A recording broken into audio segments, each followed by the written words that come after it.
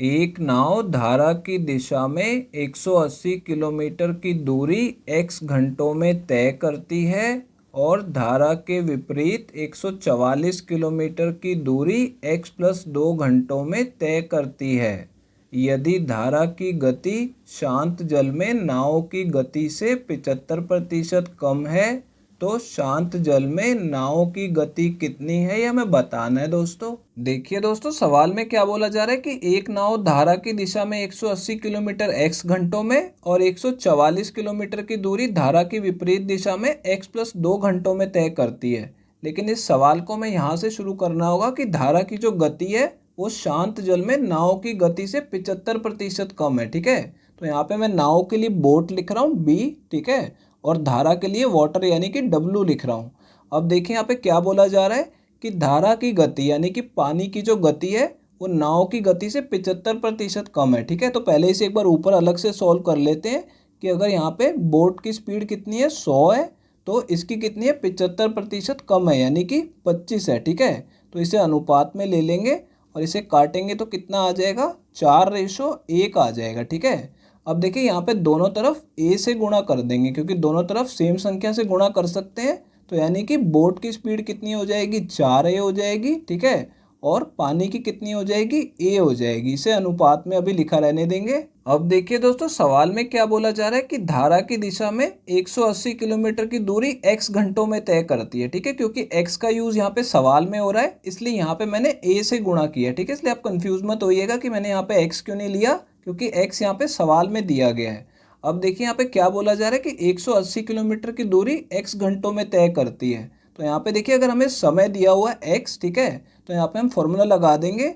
जो समय होता है टाइम किसके बराबर होता है डिस्टेंस अपॉन स्पीड यानी कि दूरी बटा गति या दूरी बटा चाल भी बोल सकते हैं। ठीक है, तो यहाँ पे इस फॉर्मूले का हम यूज़ करेंगे तो इसे मैं अलग से लगा देता हूँ यहाँ पे। अब देखिए दोस्तों, जो दूरी है वो कितनी बताई गई है 180 किलोमीटर बताई गई है। ठीक है, तो यहाँ पे 180 को ऊपर लिख देंगे।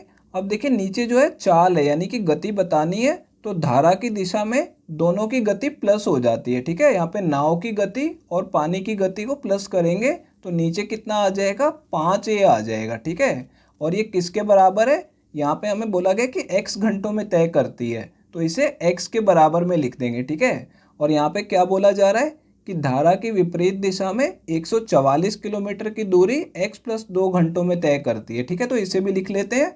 यहाँ पे ऊपर दूरी को लिखेंगे 144 किलोमीटर की दूरी और यहाँ पे इनकी चाल क्या हो जाएगी, यहाँ पे माइनस हो जाएगा। 4 में से 3 1 को घटाएंगे तो कितना आ जाएगा 3a आ जाएगा। ठीक है, और ये किसके बराबर बोला जा रहा है कि x प्लस 2 घंटों में तय करती है तो यहाँ पे x प्लस 2 लिख देंगे। ठीक है, अब देखिए दोस्तों, ये दो इक्वेशन तो हमने लिख ली है लेकिन हमें ये पता होना चाहिए कि सवाल में हमें निकालना क्या है। शांत जल में नाव की गति बतानी है तो यानी कि हमें बोट की स्पीड बतानी है जो कि है 4a। ठीक है, यानी कि हमें a की वैल्यू पता लगाना जरूरी है।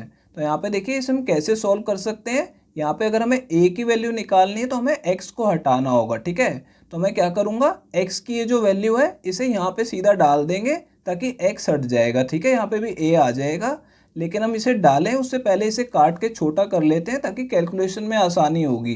तो देखिए 5 से मैं इसे काटूंगा तो पहले ये 3 पे कटेगा और फिर 6 पे कट जाएगा। ठीक है, यानी कि इस तरफ लिख देता हूँ x की वैल्यू कितनी आ गई 36/a आ गई। ठीक है, और इसे भी काट के छोटा कर लेते हैं। देखिए 3 से इसे काटेंगे तो पहले ये 4 पे कटेगा फिर 2 शेष बचेगा तो 24 हो जाएगा फिर ये 8 पे कट जाएगा। ठीक है, यानी कि यहाँ पे 48/a आ गया।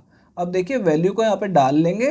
पहले यहाँ पे इसे लिख लेते हैं 48/a। ठीक है, और इस तरफ x की वैल्यू कितनी है 36/a है। ठीक है, तो ऊपर से देख के यहाँ पे वैल्यू डाल दी हमने x की 36/a और जमा में 2 लगा देंगे।